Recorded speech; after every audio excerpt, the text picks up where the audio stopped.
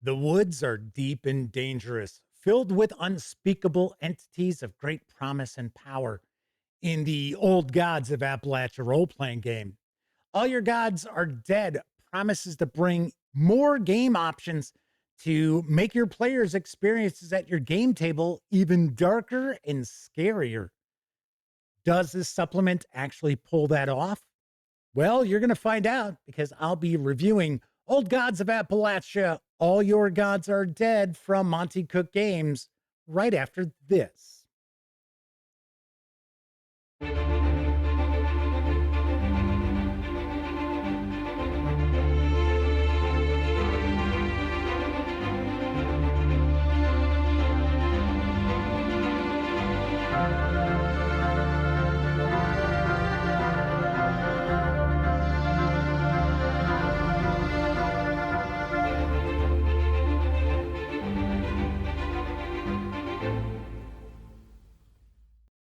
Howdy, gang, and welcome once again to the Duct Tape Studios. I'm Jeff McAleer, your host here at the Gaming Gang channel. Thanks for joining me once again. Today, I'll be reviewing Old Gods of Appalachia, All Your Gods Are Dead from Monte Cook Games. This is written by Shanna Germain with additional writing provided by Cam Collins, Bruce R. Cordell, Sean K. Reynolds, and Steve Shell. The 128-page hardcover is available now, carries an MSRP of $44.99. If you'd like to bundle it together with the PDF, you can do so over at MonteCookGames.com for $50.39. And if you just want to score the PDF alone, you can do so over at DriveThruRPG for $17.99. Having said all that, let's swing on over to the other camera because here I've got All Your Gods Are Dead for the Old Gods of Appalachia role-playing game. A few things to mention before we get stuck in. First of all, my friends over at Monte Cook Games were kind enough to provide me with this review copy, but neither I nor anyone else affiliated with the Gaming Gang has received any other sort of compensation for me to share this review with you. And these days, it's important you know that. We're also not going to look at each and every page of the book, but I do want to give you a good feel for what you're going to find inside. And then lastly, this is a Game Master facing volume. It doesn't have any adventure information in it, but there are a lot of new options such as cyphers and NPCs, monsters, artifacts, and so forth that most game masters aren't going to want their players to know about ahead of time. So if you're a player and your game master is running Old Gods of Appalachia and you know they've picked this up, there might be some spoilers ahead. So I just want to let you know that right up front. Of course, if your game master is running Old Gods of Appalachia and they haven't picked this up, let them know about this review. That way they can approach All Your Gods Are Dead and make a far more informed buying decision. First thing we'll do is take a peek at the credits page. A lot of folks work very hard to bring this to life. So let's give credit where credit is due. As I've mentioned, All Your Gods Are Dead is Game Master facing, and it is chock full of new options for the Game Master. So we're going to start off with some new optional rules. And I will mention, unlike other supplements that you'll see for role-playing games that are filled with optional rules, these will not conflict with one another. So it isn't a situation where it's like, well, okay, so I can choose this one, but I can't use that. And if I use that, I can't use this. That is not the case here at all. You can utilize every single one of these options in your games. So we're going to have some, as I mentioned, new optional rules. We get some more details about the What Wakes mode, which is supposed to provide kind of an underlying sense of dread to the proceedings, make your players feel like their characters are in the midst of the awakening of something dark, even if they're not exactly sure what might be going on. So we do get some information about that and how to kind of increase the tension at your game table. Then we got Jack's Fate. Now, Jack is a very important character in the Old Gods of Appalachia setting, And this provides some really interesting options for the game master and the players to really experience one of the core tenets of Old Gods of Appalachia's podcast, and that is deals that get made where maybe the price is a lot different than you thought it would be. Maybe the payoff of making that deal is quite a bit different than what someone expected. So that is quite interesting there. It also provides an opportunity for the player characters to have Jack kind of owe them a favor, but then, of course, then the player characters will owe him a favor. Got some rules about rituals as well as possession. Possession with NPCs and stuff I'm fine with in horror role-playing games. I just don't care for it as far as the player characters go. I do not ever run a horror role-playing game where my player characters get possessed. Now, of course, yes, I run a lot of Call of Cthulhu. There is that temporary insanity that I kind of tell my players what I'm looking for. I take them off to the side and kind of give them a little bit of a prompt there. But I'm just not into taking over someone else's character or forcing a player to run their character in a particular way. We also get some information about GM intrusions, which can be kind of tricky for game masters out there. Now, of course, when a player rolls a 1, sure, of course, there you go. You've got your game master intrusion. But the game master should be utilizing an intrusion about once every hour of gameplay. So we get some really great options as far as some ideas on how to utilize those GM intrusions in different situations, such as combat or social interactions. So very nicely done there.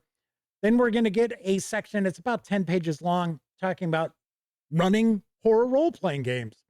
And of course, it does focus mainly on Old Gods of Appalachia, but much of this is very applicable to just about any horror role-playing game out there. And it's not only talking about safety tools and consent, it's talking about different tropes to utilize to kind of enhance the tension and the scariness of adventures at your game table. Really nicely done. That's actually one of my favorite parts of this volume. Then we're going to get into new ciphers. So ciphers can be rolled up randomly. Here, let's get table here. So this is a D100 table. We have this also in the core book with different ciphers. So we get some new ciphers, quite a few of them. And then, of course, we're going to get a breakdown of what they are. And then we get all the information that we need as far as what is the random level, what form does this cipher take, and of course, how would you use it? What I would probably recommend, because ciphers can be all sorts of different things, if I were running a session of Old Gods of Appalachia, I would probably roll up a handful of ciphers ahead of time and just jot them down so that when I was giving out a cipher or ciphers to the player or players, then I would just kind of cross it off the list, as opposed to sitting there rolling up on a random table every time that you encounter a cipher, because you're supposed to, as game master, give out ciphers quite often because ciphers are made to be used. So I'm just mentioning I would probably avoid utilizing the random tables during the game session unless I happen to run out of the pre-rolled ciphers. There are also some ciphers that I would maybe include because I think they're pretty cool overall. I like the poppets. The poppets are pretty wild. But once again, there are quite a lot of these new ciphers. Then we're going to move into artifacts. So some artifacts will be cursed. So we're going to get some information about cursed artifacts as well as removing the curse. Not every artifact is cursed. Artifacts are essentially multi-use ciphers. So a cipher is a one and done. It's a one shot. You utilize it, it's gone. With artifacts, they serve the same purpose as ciphers, but they can be reused. There are some rules as far as when the artifact comes due.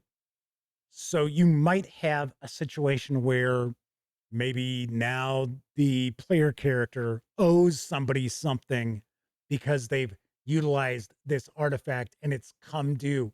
It could be as simple as the artifact no longer has any charges and it is random. So we do have like 1 in 10, 1 in 20, 1 in 100 as far as when they will come due, when they run out of charges, when the piper needs to be paid, depending on how the player character has acquired the artifact. So we've got quite a few of these. And once again, very interesting. And they're quite varied as well. So as an example, let's take a look at the Shadow Bowler. It's level 1d6. It's a brimmed hat, such as a fedora, cloche, or bowler. Use while wearing this hat, if you wish it, your features are obscured by shadow, such as attempts to recognize you are hindered by 2 steps. In addition, when you adjust the hat's brim as part of another action to hide, you can attempt to hide even in plain sight of another, slipping into the nearest shadow. Your attempt to hide in plain sight and all additional stealth tasks attempted during the next hour are eased by 1, 2, or 3 steps, depending on whether this artifact is level 1 to 3, 4 or 5, or a 6, respectively. If you do anything to reveal yourself, such as attacking, making a loud noise, or interacting with the environment in an obvious way, you lose the advantage of the stealth effect early. And it comes due on a 1 in 20. Check each attempt to hide in plain sight. So every time you would utilize the Shadow Bowler, the player is going to roll the d20, and on a 1, it comes due. So we've got that. Then we're going to move into our monsters and NPCs and creatures. So it's the monsters, the brutal, and the haunting. Not all of these are monsters. Not all of these entities are going to be evil or malevolent. Some of them certainly are, so don't get me wrong. But there are some that are simply supernatural, like the house haint. The house haint doesn't necessarily have to mean anyone harm. It is a ghost, and it's trying to get something across to the living about the place that it haunts. So, of course, with each of these entries, this is essentially our new bestiary entries here. We're going to get info about the entity itself. What is their motive? What environment will you find them? What is their health? Do they inflict damage? Of course, if there's combat, what kind of movement, modifications? What do they do in combat? How do they interact with player characters or NPCs as well? How would they be used? What kind of loot do they have? What sort of connection would they have with the characters? And how to use them in a GM intrusion during an encounter with these different entities. So very nicely done. We've got a few different witches, night folk, and then of course these will run from level 1 through 8. So we do have some pretty powerful entities in here as well. But once again, not everything has to be evil. So as an example, we've got the Sin Eater, which is not necessarily an evil person or entity by default. And that is how we will wrap up All Your Gods Are Dead for Old Gods of Appalachia. We do have a pretty nice detailed index there also. All right, let's swing on over to the other camera so I can share some final thoughts as well as my review score. As far as the production quality, very well done. This has a nice heavy paperweight to the pages. Artwork throughout is uniform, and I definitely dig the artwork for Old Gods of Appalachia. Now, I know there have been some folks out there who have complained that the artwork for the Old Gods of Appalachia role-playing game releases have included a little too many slice of life sort of images. That doesn't bother me at all, mainly because it's trying to paint a picture of this region during the early part of the 20th century. And that's not necessarily something that a lot of people are familiar with. So the artwork is uniform. I dig the artwork. Some people might have an issue with it. I do not. This does have a stitched binding. So this is a book that's going to hold up to repeated use as long as you don't abuse it. As far as the content, really nicely done. One of the things I really appreciate is that with the optional rules, none of them conflict. A lot of times when we have role-playing game supplements which include optional rules for your game table, it's kind of a pick and choose. It's an either or. You can't utilize everything in your games. It's sort of like, well, I can use this, but I can't use that. If I use that, I can't use this. You don't encounter that at all. Now, that's not to say that every game master out there is going to utilize each and every one of these options at their game table. No, obviously they won't. But if you wanted to, you certainly could. There's plenty of great content in the book. I love the new entries for the bestiary, some very cool artifacts, as well as new ciphers, the options for new rules and new ways to approach the horror at your game table are vastly appreciated. So is the advice for running horror role-playing games too. Very, very well done. So I dig this book. On a scale of 0 to 10, I give Old Gods of Appalachia, All Your Gods Are Dead from Monte Cook Games an 8.5 out of 10. All right, that is it for this time out. If you enjoy the Gaming Gang and would like to support the outlet, you've got a few ways to go about doing that. First, you can utilize our affiliate links to the One Bookshelf sites, such as DriveThruRPG. To do so, just visit thegaminggang.com, click on one of our banner ads. That way, if you happen to make a purchase, I get a 5% commission on most sales. And all those commissions really do add up, help keep thegaminggang.com around. You can also make a one-time donation by way of PayPal and become a monthly member of our Patreon. You'll find information down in the show notes. Also in those show notes, you'll find an invite link to our Discord server, absolutely free to sign up. So be sure to hang with the gang over on Discord.